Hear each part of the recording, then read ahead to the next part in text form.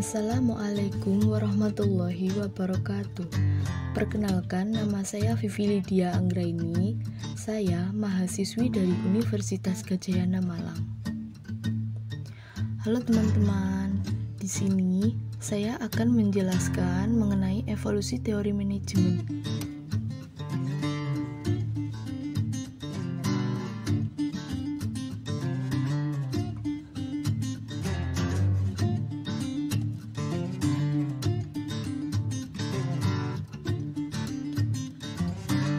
Manajemen dan organisasi adalah prodi sejarah keadaan sosial dari tempat kejadian.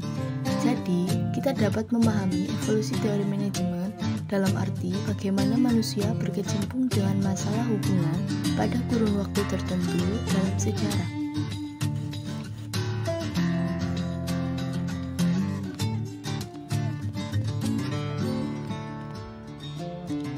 Adapun perkembangan teori manajemen membagikan ke beberapa bagian pembahasan teori, yaitu yang pertama adalah manajemen klasik, yang kedua manajemen ilmiah, yang ketiga manajemen sosial atau aliran perilaku, yang keempat manajemen teori sistem, yang kelima teori dalam bisnis.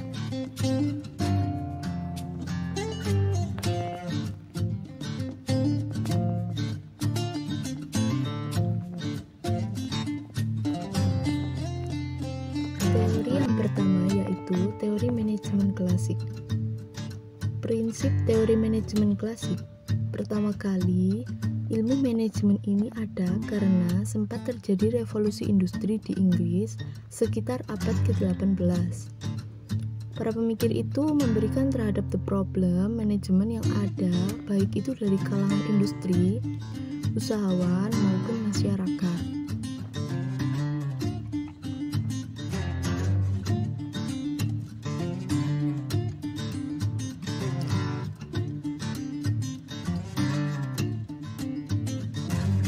Pemikir yang pertama yaitu Robert Owen 1771 hingga 1858. Pada saat tahun-tahun awal revolusi industri, ketika para pekerja itu dianggap sebagai sebuah instrumen yang sangat tidak berdaya. Hal-hal yang dilakukan oleh Robert Owen yaitu yang pertama, menaikkan keadaan kerja di pabrik.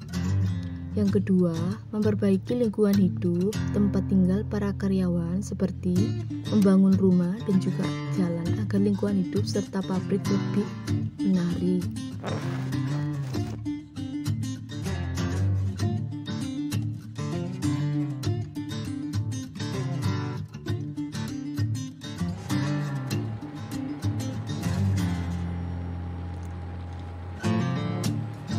Pemikir yang kedua yaitu Henry Fayol 1841 hingga 1925.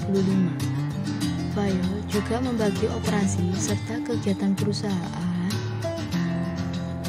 Yang pertama yaitu teknis produksi, yaitu sebuah usaha dalam menghasilkan serta menciptakan barang-barang produksi. Yang kedua, dagang, pertukaran jual dan beli dengan mengadakan pembelian bahan yang masih mentah serta menjual hasil produk. Yang ketiga, keuangan, penggunaan serta pencarian optimum atas modal, berusaha dalam menghasilkan dan juga memakai modal. Yang keempat, keamanan, perlindungan atas harga milik dan manusia dalam bentuk melindungi para pekerja serta barang-barang kekayaan pada perusahaan.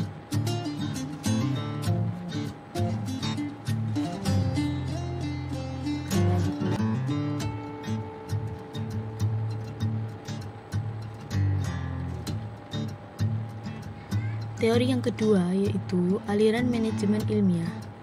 Teori manajemen ilmiah muncul sebagai kebutuhan untuk meningkatkan produktivitas. Dengan teori ini, untuk meningkatkan produktivitas adalah dengan cara menaikkan efisiensi pekerja.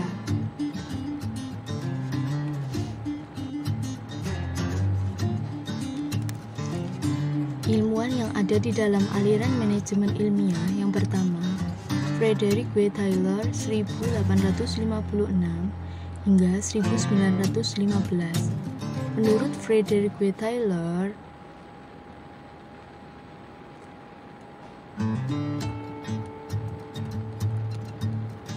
manajemen dan tenaga kerja mempunyai kepentingan bersama dalam meningkatkan produktivitas. Kedua, menggunakan studi gerak dan waktu time and motion study. Yang ketiga, penentuan upah per potong differential rate system atau sistem tarif berbeda.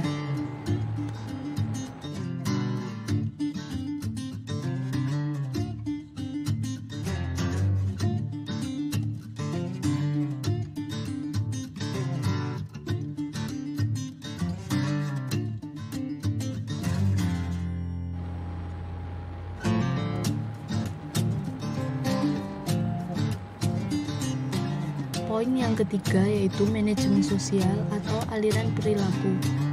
Dalam manajemen, aliran perilaku memusatkan segalanya kepada manusia. Perlunya memahami setiap karakter individu atau manusia. Dalam penerapannya dan menyadari betapa pentingnya hubungan antar manusia dalam berorganisasi.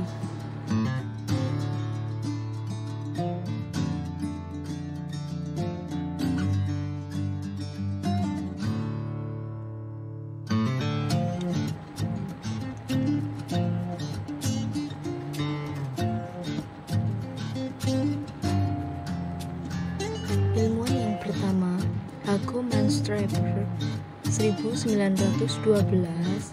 Menurut Hugo Manstraber, menerapkan ilmu perilaku ini pada gerakan manajemen ilmiah dengan tujuan bagaimana suatu perusahaan dapat mempengaruhi pekerjaannya sehingga memperoleh hasil yang terbaik, mendapatkan orang-orang yang memiliki kualitas yang cocok.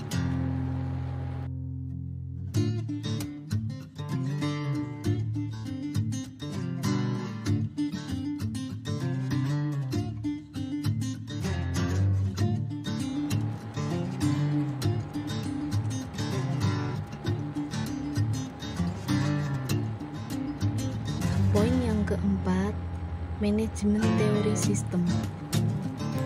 Setiap organisasi formal harus mencakup unsur yang pertama, sistem fungsionalisasi, yang kedua, sistem perangsang efektif dan efisien, yang ketiga, sistem pengambilan keputusan yang logis.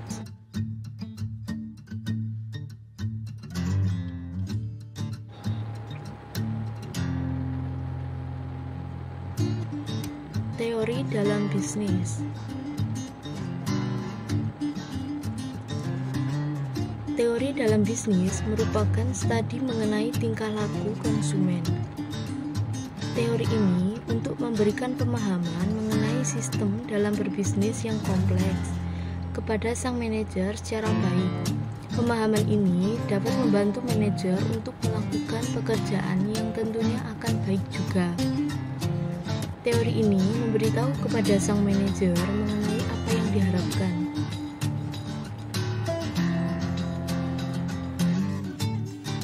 Itulah penjelasan yang bisa saya sampaikan mengenai evolusi teori manajemen. Bila ada kurang ataupun salah kata, saya mohon maaf yang sebesar-besarnya. Assalamualaikum warahmatullahi wabarakatuh. Terima kasih.